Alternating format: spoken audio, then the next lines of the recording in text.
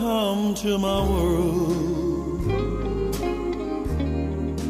Won't you come on in?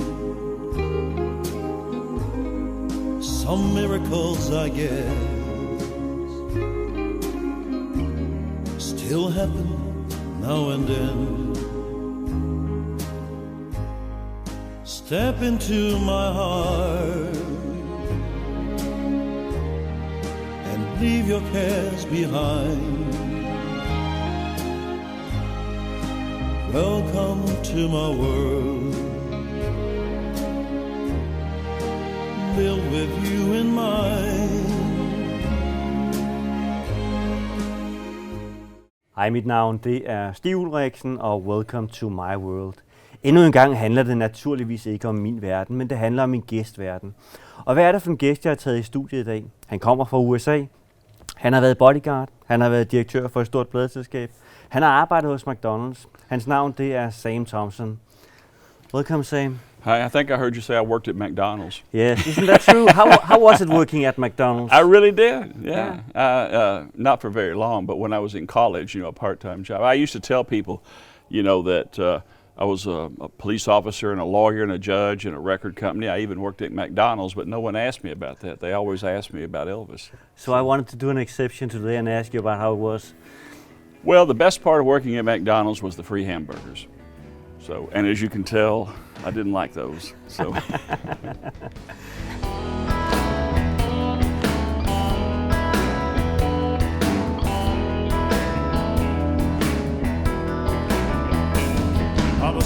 How often have you been in Denmark?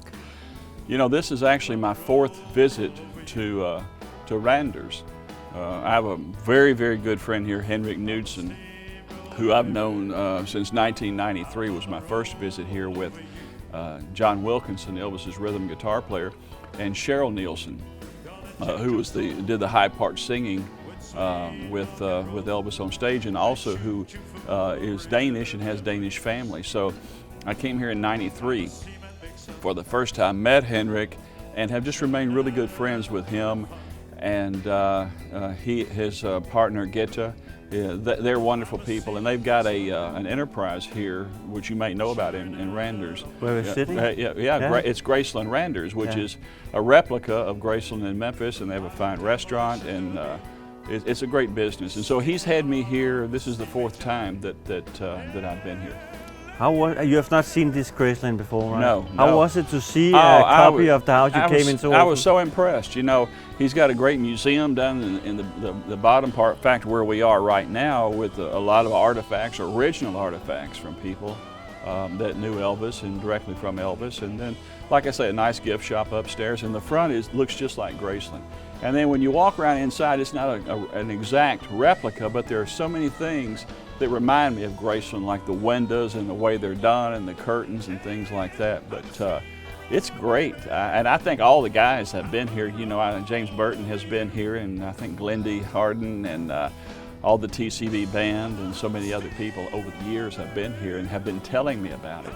So it's really exciting to be here and see this. And also it's easy, you can go from his birthplace to his last home. Yeah, that's great. Right? Yeah, and I've been to Tupelo. They've really done a lot there, with the birthplace and all.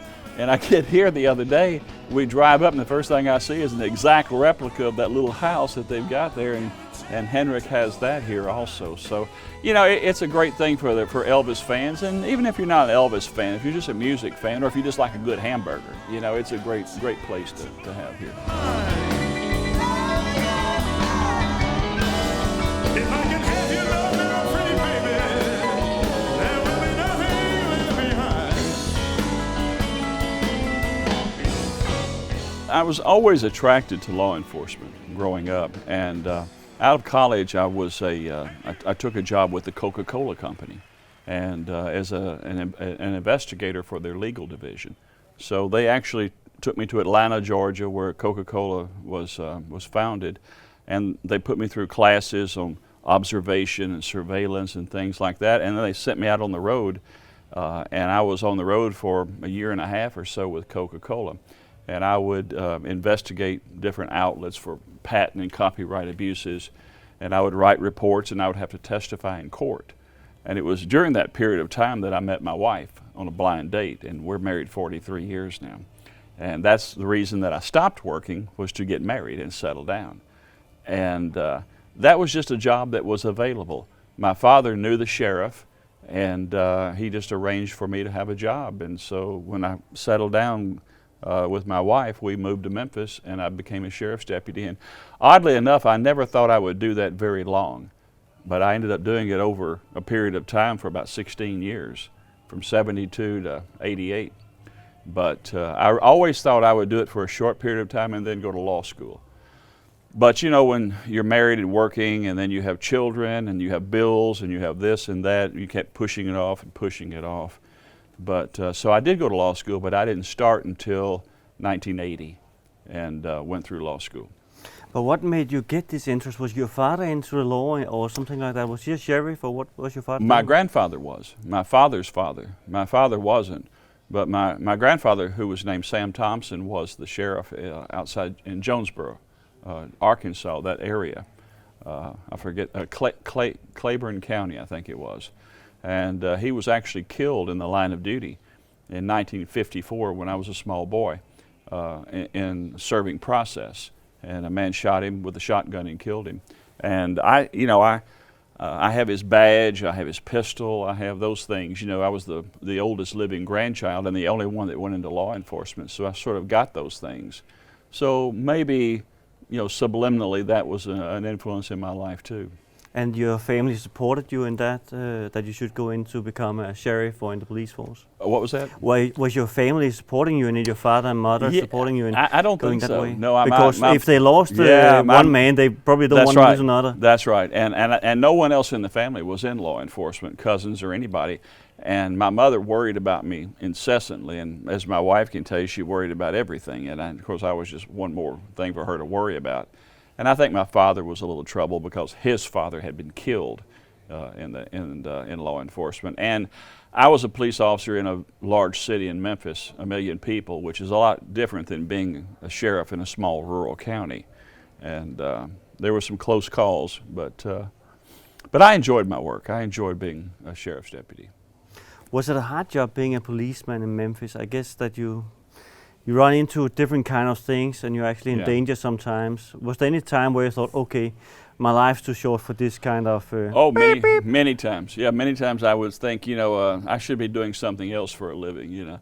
But, you know, I always describe police work as hours of boredom interrupted by moments of sheer terror, because that's what it is, you know. It's largely boring work.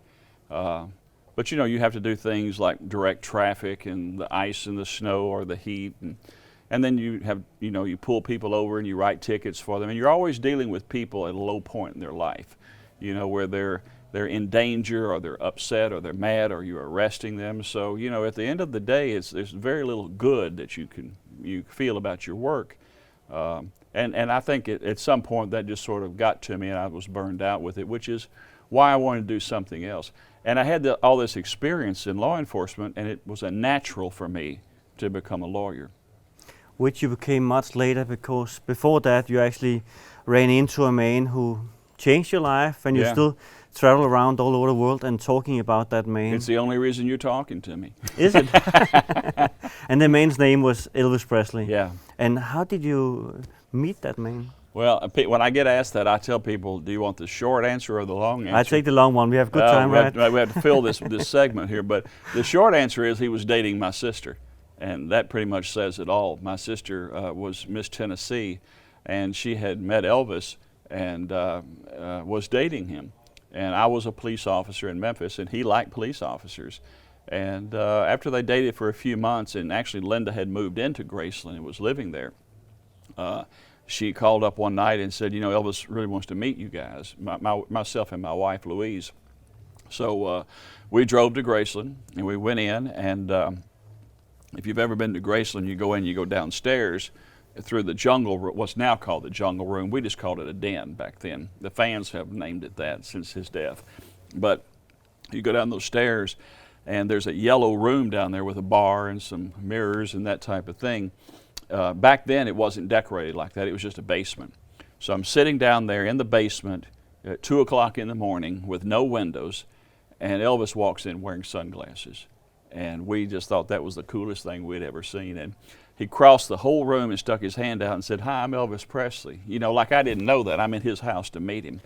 But that's just the charisma that he had, and he would employ those things to disarm you. And over the next 5 years traveling with him, I saw him do that many times, completely disarm a person through his own charisma and personality. And then we spent the whole night, you know, playing piano upstairs and singing gospel songs and taking a tour of the whole house and just sitting and visiting and talking. We spent the whole night there. And that's how it started. And then we began visiting quite a bit. And in December, I stopped by Stax Studios at his request and watched them record one of the albums that he recorded there in December of '72. And then in March of '73, I was injured with the sheriff's department. In what way? I was working in the jail, and there was a fight, and I got injured and hurt my leg and was knocked out and was put in the hospital. And Elvis was on tour, and one day they had a visitor to the hospital, and it was Red West. And he came in, he said, I thought Red was just a nice guy to visit me, and finally he got around to saying, you know, I had to fly in commercial because we're on tour, but Elvis was concerned that you would have medical bills. And I said, well, I have medical insurance, and I was hurt on the job, everything is fine. But he handed me an envelope, and I think it had $500 in it, a check that Elvis had written, thinking that would pay for my medical expenses. But that's how he was, you know, he was always giving like that. And then not long after that, Elvis bought a house for me right next to Graceland. That was in June, I think it was, of '73. And so just exponentially, you know, our relationship grew and grew and grew. And then, of course, living next to Graceland, we spent a lot of time at Graceland, and my sister's living at Graceland. And then our children were born, and Elvis came to the hospital when they were born. And so our relationship was one as a friend more than anything else, Stig, at the beginning. And I would go on a few tours with him, you know, and I had done this type of dignitary protection and police work. So I would employ some of those skills and teach some of the other guys about what little I knew about it, and they would teach me what they knew about protecting Elvis and being with him.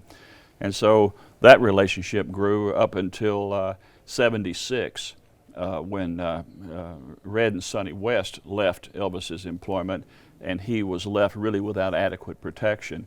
And he asked me to go to work full-time, and that's when I gave up my sheriff's commission and went full-time with him for the last year and a half of his life and worked. But see, that whole 5 years I knew Elvis, I only worked for him for about a year and a half. The rest of the time we were just friends. If you go back a little bit on the story you told now, I didn't want to interrupt you, but were you nervous that night when you met Elvis? Extremely, extremely. At the beginning I wasn't, because first of all, Elvis was a rock and roll star, and this was my little baby sister, you know. And I thought, well, first of all, he's much older. He's been married, you know, and I'm not sure this is going to last. Maybe he'll break her heart. You know, he won't be good to her. So I was a little suspicious and a little standoffish until I met him. And then when I met him, he just charmed us. He charmed me and my wife both. And we liked him immediately, and he seemed to like us. And it just sort of put all that nervousness aside. Also a man who can wear sunglasses inside, you know. Pretty cool. He put things down to a certain level, right? He came in, he had a karate gi on, and he had a little Greek fisherman hat on, and he had a cigar and sunglasses. And I thought, that's pretty cool, you know. He knew how to dress. How was it to talk with Elvis from the beginning? Was he an easy guy talking with? Oh, yeah.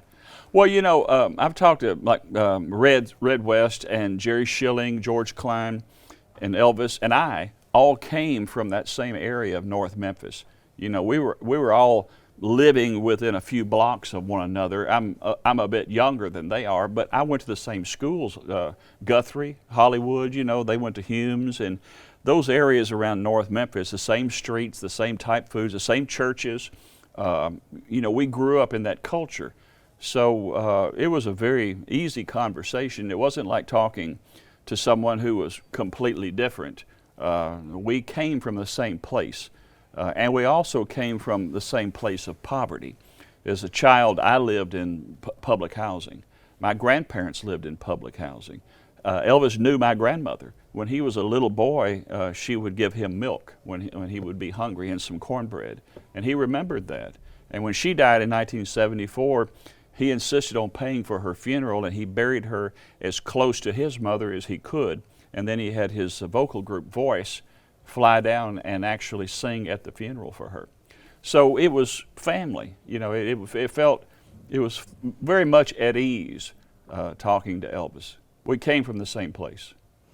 Was he a man who cared a lot for other people? We heard many stories about how he also took care of people he didn't know anything about, actually. Yeah. Just how was he as a person on that level? Well, he's probably the most generous person I've ever known because, I mean, he bought me a home. He bought my parents a house. He bought my sister a house. He bought Cadillacs for us. He gave us jewelry. He gave us vacations. He did things for us, but he also did things for people he didn't know. I was with him one night at Madison Cadillac, and there was a woman looking through the glass who looked like she could never afford a Cadillac. And Elvis saw her and walked outside and said, "If you could buy one, what color would it be?" And she said, "Well, yellow." And he says, "Well, come on inside." And he bought her a yellow Cadillac, and she left. And I don't think he ever knew her name. And there was a fellow one time that had some physical disabilities, and Elvis read about it in the newspaper and had a wheelchair ordered and put the wheelchair in the car and had the wheelchair delivered to the fellow, but could never say it was from Elvis. And every year he would write checks to all the charities in Memphis. Most of those charities he had benefited from as a kid, he told me. Goodfellows was one of his favorite ones. Red Cross, all kinds of charities, you know, food bank, things like that. And the deal was they could take the money, but they could never report that it was given by Elvis. It had to say anonymous. You know, he really didn't want the credit for it, but he just wanted to give, and he did give. Joe Moscheo told me a story about Elvis, that he almost every year in a certain period went out to the gates of Graceland every time they came close to Christmas, and together with his daddy they wrote out checks and gave away to people who needed it to have a good Christmas. Have you heard anything about that? I didn't see that because I was only there the last 5 years, but I don't doubt that that happened. You know, Joe was with the Imperials when they were with Elvis, and that was a little before my time. I was there with the Stamps. But I don't disagree with that. I think he probably did do those things. He was extremely generous, not with just his money, but also his time. You know, we would go through. I think I know every entrance through kitchens and back alleys and things like that of all the hotels and venues in the country, because that's where we would take Elvis in and out for the shows, and the waiters and the busboys and the dishwashers would all stand against the wall. We'd walk through, and if one of them said, "Can I have your autograph?" Elvis would stop and say, "What's your name, son, and where are you from?" and "Sure," and have a conversation with him and sign. And it took forever. And I told him one time, I said, "You know, this is how Robert Kennedy was killed in 1968, through the kitchen." I said, "And these people are not cleared, and you make my job very hard. You know, we need to get on through there and get upstairs." And he said, "You know," he said, "these are my fans, and these are the people that made me."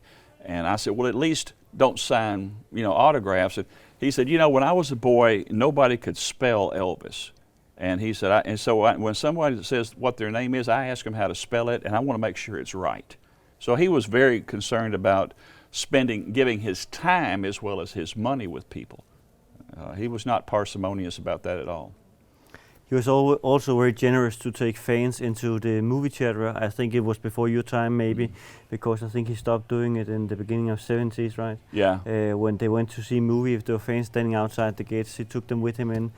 Was he a person who just loved making other people happy, and did he ever expect anything in return? Yes, he was just a person who loved to make other people happy. He loved to see the expression on your face, and he really didn't expect any more than that. I mean, he appreciated you thanking him for it, but that was the end of it. You know, he really didn't care if he gave you a new Cadillac.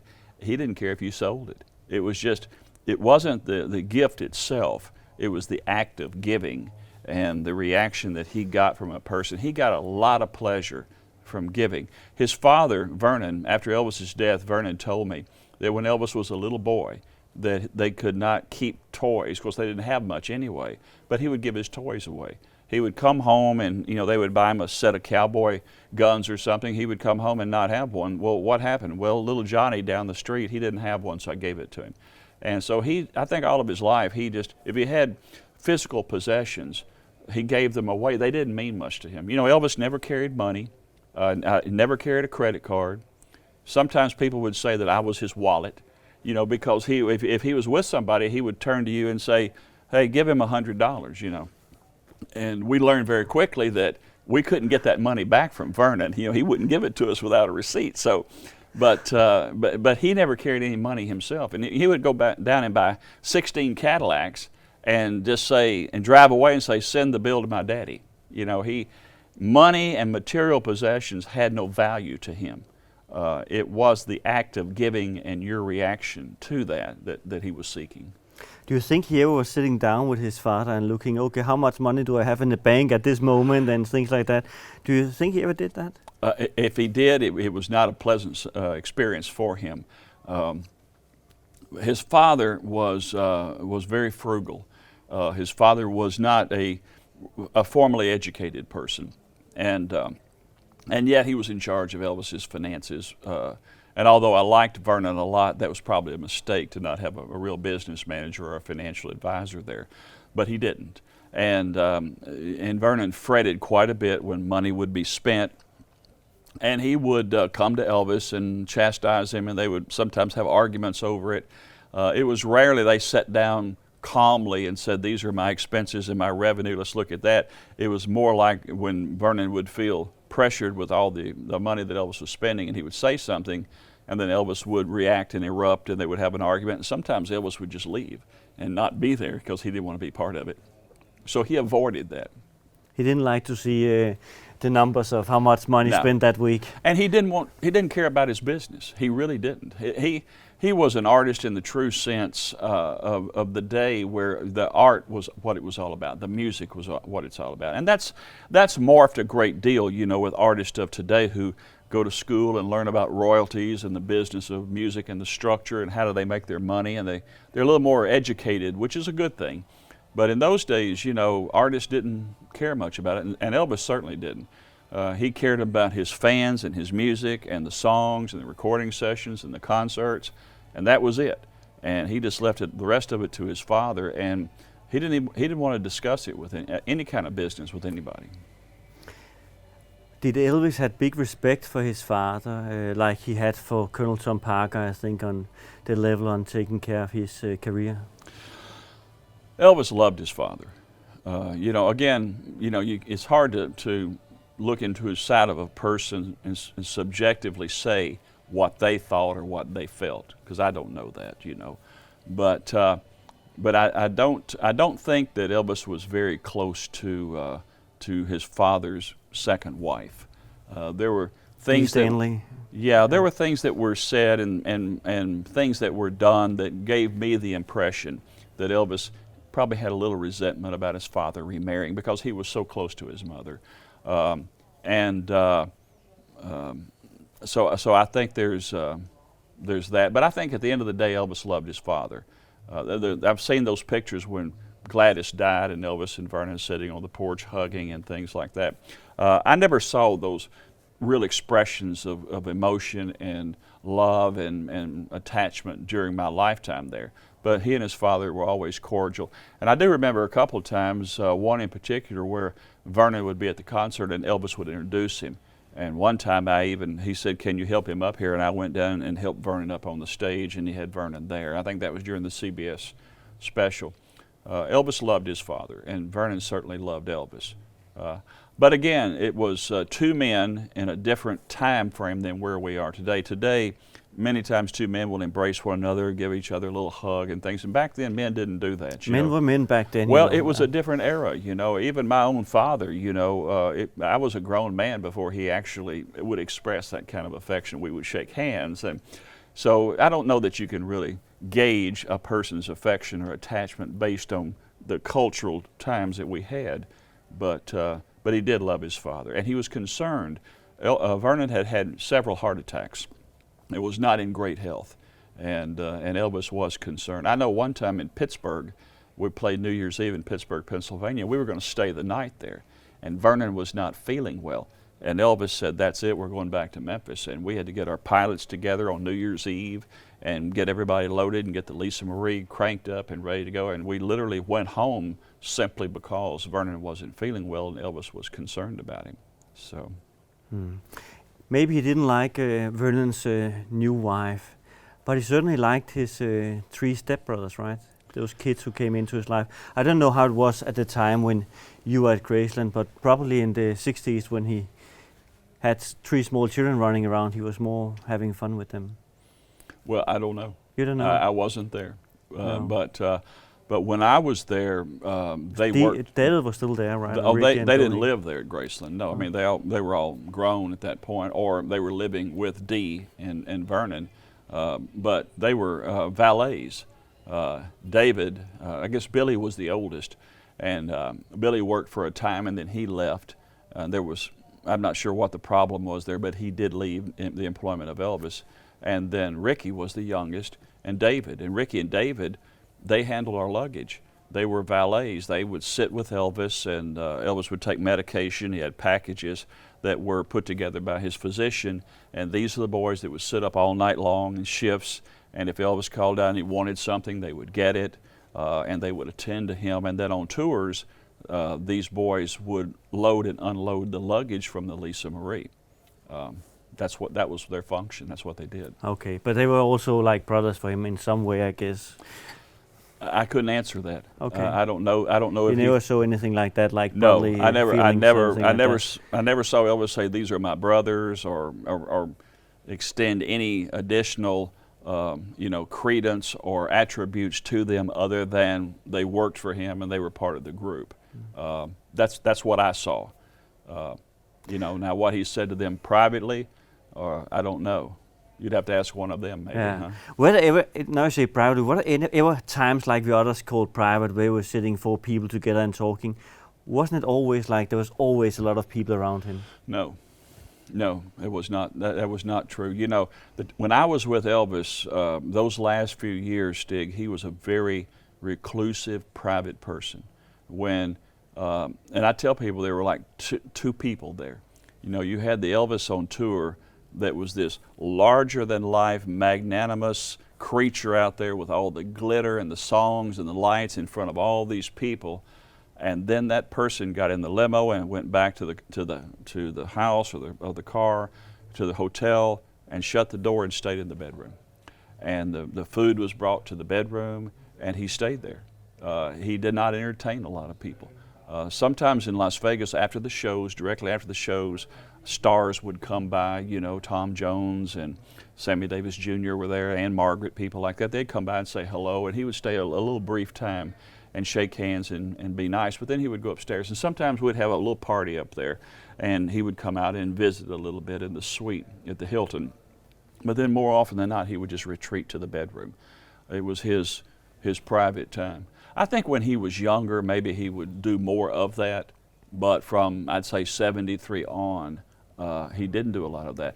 And that's a big misconception, when you go to Graceland and you see the big dining room table there and they talk about family dinners. I think I had one family dinner there in all the years that I knew Elvis. It may have happened before, I'm sure it did, but it did not happen in my time. Elvis became more reclusive, and he wanted his quiet time, reflective time. He read a lot, and I think he had just been around it most of his life anyway, and he felt like perhaps, I'm not saying he felt this way, I think he felt that maybe he had entertained and was on, if you know what I mean, so much in the day that he needed that decompression time. Welcome to my world. Won't you step on in? Miracles I get